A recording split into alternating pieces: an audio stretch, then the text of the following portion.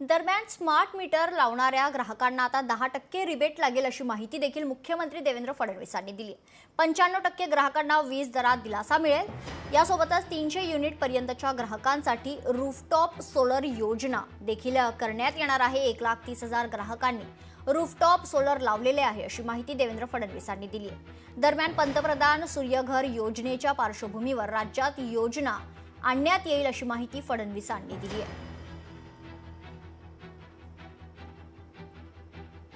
95% घरगुती ग्राहकांना वीज दरामध्ये या मल्टी इयर टॅरिफ पिटिशन मध्ये दिलासा मिळणार आहे। त्यांचे विजेचे दर हे आपण या ठिकाणी कमी करतो आहोत आणि यासोबत एक नवीन योजना आपण आणतो आहोत।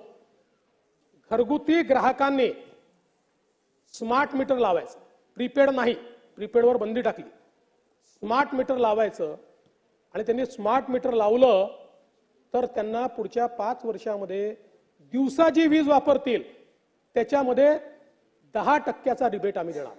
मला असं वाटतं की यामुळे मोठ्या प्रमाणात ऊर्जा क्षेत्रामध्ये आपण परिवर्तन करतो।